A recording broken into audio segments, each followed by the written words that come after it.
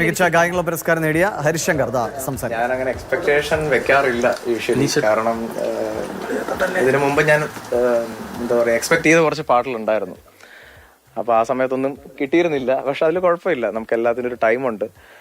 And ഈ ഒരു song തീർച്ചയായിട്ടും വളരെ സന്തോഷം എനിക്കത് പാടാൻ സാധിച്ചതിൽ.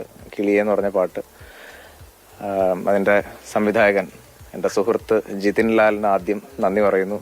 ARMന്റെ ഡയറക്ടർ, അതുപോലെ ഇതിൻ്റെ music director Dibunan Thomas, lyricist Manu Manjith, പിന്നെ എൻ്റെ കൂടെ പാടിയ അനില രാജീവ്, അതുപോലെ ഇതിൽ ഈ പാട്ടിൽ വർക്ക് ചെയ്ത എല്ലാ മ്യൂസീഷ്യൻസും, പിന്നെ എൻ്റെ കുടുംബം, എൻ്റെ ഗുരുക്കന്മാർ.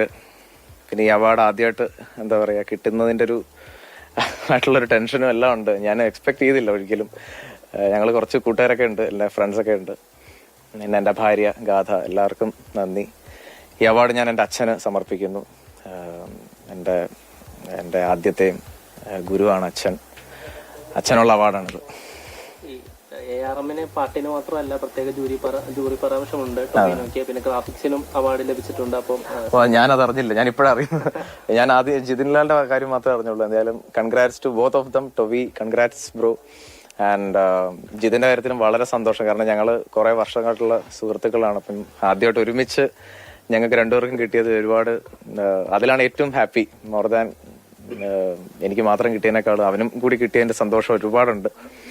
അവനെ കണ്ടിട്ടില്ല. എന്തായാലും ഇന്ന് എത്തിയ എല്ലാ ചേട്ടന്മാർക്കും നന്ദി മാത്രമേ ഉള്ളൂ, വേറൊന്നുമില്ല. ഇല്ലില്ല, ഞാൻ നിങ്ങളുടെ ആദ്യം സംസാരിക്കുന്നു, വേറെ സംസാരിച്ചിട്ടൊന്നുമില്ല. എന്തായാലും എല്ലാ പ്രേക്ഷകർക്കും, എൻ്റെ പാട്ട് ആസ്വദിക്കുന്ന എല്ലാ ശ്രോതാക്കൾക്കും ഈ ഒരു നിമിഷത്തിൽ നന്ദി പറയുന്നു. ഞാൻ തുടങ്ങിയിട്ടേ ഉള്ളൂ, ഇനി ഒരുപാട് യാത്രയുണ്ട്. അപ്പോൾ എല്ലാവരും കൂടെ ഉണ്ടാവണം എൻ്റെ ഈ ഒരു ജേർണിയിൽ. നന്ദി, താങ്ക് യു.